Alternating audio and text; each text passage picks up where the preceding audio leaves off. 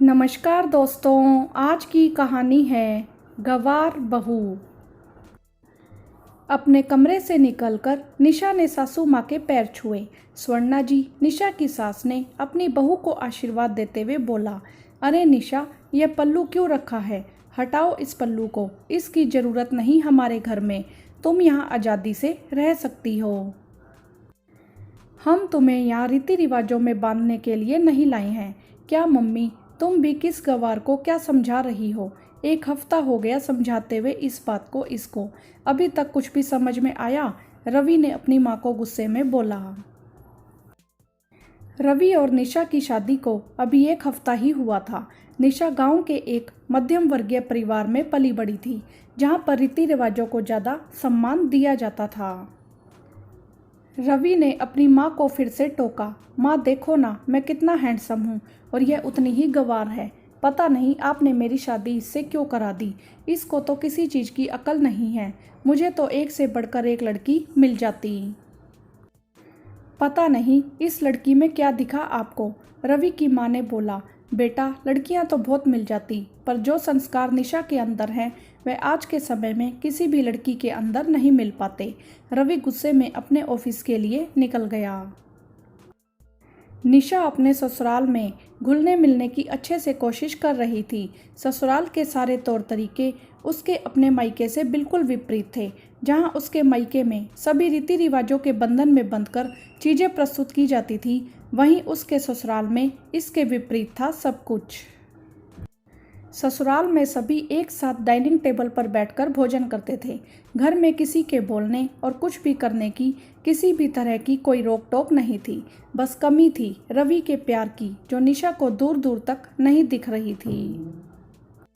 रवि को निशा का एक गांव से संबंधित होना पसंद नहीं था। वह हमेशा से एक मॉडर्न और ऊंचे ख्यालात की लड़की से विवाह करना चाहता था। निशा ने वैसे तो स्नातक तक की पढ़ाई कॉलेज से की हुई थी, पर कभी शहरी माहौल में रहना नहीं हुआ। इसी बीच रवि का तबादला मुंबई हो जाता है। उसे ना चाहते हुए भी निशा को अपने साथ ले जाना पड़ता है। घर पर रहते हुए माँ के दबाव के चलते रवि की निशा से थोड़ी बहुत बात हो जाती थी, पर जब से रवि मुंबई आया था उसने निशा से दूरी बना ली थी। देर रात अपने दोस्तों के साथ पार्टियां करता और कई कई दिन तक घर पर नहीं आता था। निशा को अब इन सब चीज़ों की आदत पड़ चुकी थी। उसने घर पर घुटने से अच्छा बाहरी दुनिया को जानने की कोशिश की। खाली समय में वह शहर की छोटी बड़ी हर जानकारी को जानने की कोशिश कर रही थी।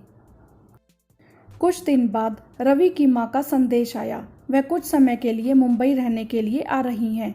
निशा बहुत खुश थी। उसे लग रहा था कम से कम इस एकांत की दुनिया में उसको कोई साथी तो मिलेगा कुछ दिन के लिए। इधर निशा की सास का मुंबई आना होता है।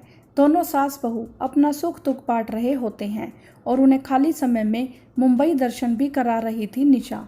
निशा की सास देख रही थी कि रवि किसी भी हाल में निशा को स्वीकार नहीं कर रहा था। उसके मुंबई आने के बाद भी रवि का वही हाल था। निशा की सास को अचानक से सीने में दर्द की शिकायत होती है। उसने रवि को फ़ोन किया, लेकिन उधर से कोई उत्तर नहीं आया। इधर निशा ने देखा कि जैसे ही सास की तबीयत बिगड़ रही है, उसने तुरंत अस्पताल में फ़ोन करके उन्हें भर्ती कराया। रवि को जैसे तैसे यह सूचना मिलती है, वह भागते हुए अस्पताल आया। इधर निशा की सास को होश आ चुका था। रवि और निशा दोनों माँ से मिलने के लिए गए। रवि ने अपनी माँ से पूछा, माँ, आपको अस्पताल किसने पहुँचाया?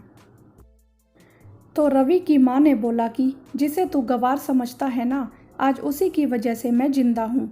अपनी माँ की बात सुनकर रवि को आत्मग्लानि हो रही थी। उसको समझ नहीं आ रहा था कि वह निशा का सामना कैसे करे। आज उसको समझ में आ गया था कि सिर्फ कपड़े पहनने से मॉडर्न नहीं होते, बल्कि समझदारी से जो परिस्थिति को संभाल ले वह भी मॉडर्न होते हैं। रवि को अपने किए पर पछतावा हुआ और उसने निशा से माफ़ी मांग ली। वीडियो को लाइक करें, शेयर करें और चैनल को सब्सक्राइब भी करें। धन्यवाद।